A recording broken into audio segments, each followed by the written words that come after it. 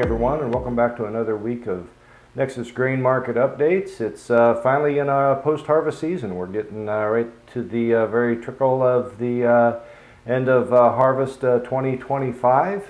Hope all of you were pleased with what you see come across the scale and through your combines. It is 8:47 a.m. on Wednesday morning, October 29. So let's get to the markets right now. Right now I have corn trading up $0.0125. We are a range of 398 to 391 across our terminal markets here at Nexus for corn. Soybean market is down 4 3/4 pennies this morning. I'm even $10 bill across my terminal markets with Nexus. Some market highlights. Again, I don't like to repeat everything that you've already heard, but basically you have about three things going on right now. You have the all of the rhetoric about the United States and China.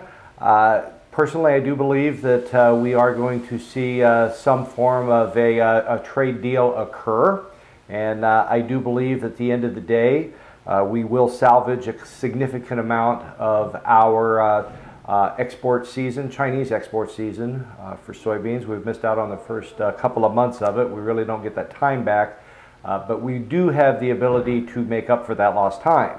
So those are two different things. I believe right now we could still be knocking on the door somewhere around a 400 million carry out in the soybean market. That's still not a bad number. I mean, that puts us at a stocks to use ratio of about 9.5 to 9.5% stocks to use ratio. I really don't believe that is much of an encumbrance.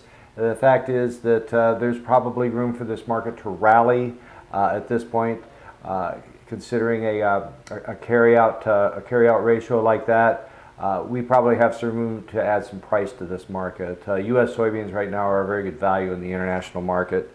Corn, really, where we're at with our markets is a lack of WASDE reports. So with that said, we have a lot of people that actually question the WASDE reports. There's a lot of private analysts out there that come up with their own numbers.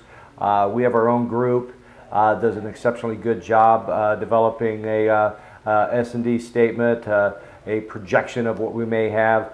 I have my numbers. I really believe at the end of the day, and this is probably going to take us out into late spring, perhaps even early summer, but we're probably going to really land our U.S. corn crop somewhere just a pinch north of 180 bushels per acre. That's down significantly from earlier estimates. When you really flesh all that out, that puts the U.S. corn carryout at about $1.5 billion.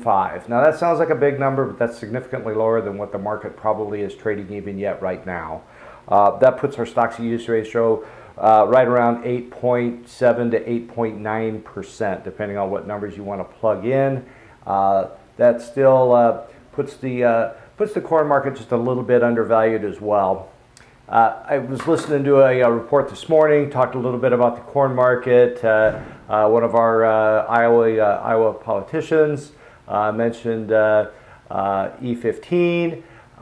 The components of demand in the corn market are largely maxed out as it is. When you add everything up, there's really not a great deal of that we can really do to our demand curve other than our export market. And our export market's very strong.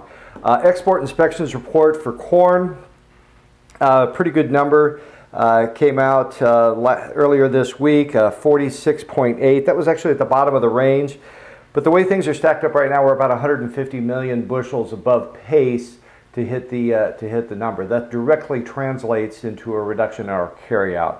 Soybean number, again, who knows? Soybean number, right now we're down about 90 million bushels. And again, how much of that can be made up at a later date? We may be surprised at how much of that really could be made up. We saw that in our markets. I will tell you right now, the prices that we're paying, we're about 2 cents higher than we were yesterday at this time. A week ago, we're 12 cents higher, and 2 weeks ago, we're 19 cents higher with our corn. Soybeans considerably higher. 2 weeks ago, we're 63 cents higher for a bushel of soybeans than we were 2 weeks ago. So the market has responded to the stimulus that it's seen. I did pull a couple of charts that I want to put up. First chart I want to put up is our soybean chart, November 25. Some of you have seen this before. I've had this chart displayed.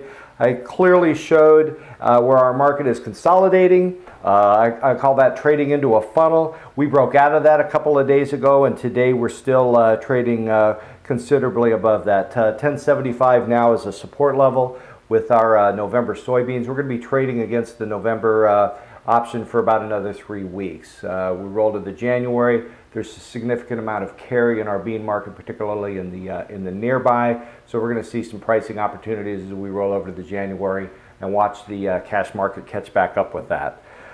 Corn market again continues to be a market of support and resistance lines. These are horizontal lines.